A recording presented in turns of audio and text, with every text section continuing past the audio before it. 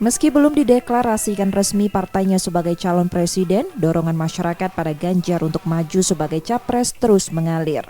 Ratusan santri yang tergabung dalam relawan santri dukung Ganjar wilayah Sumsel menggelar gema salawat dan doa bersama di Kecamatan Sembawa, Banyuasin.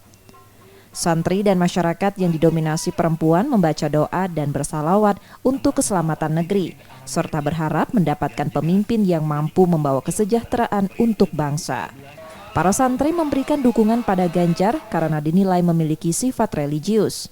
Sosok Ganjar juga punya kedekatan dengan ulama dan kalangan pesantren di Jawa Tengah. Para relawan siap berkomitmen mengonsolidasi dukungan terhadap Ganjar dari kalangan santri di berbagai kabupaten di Sumsel.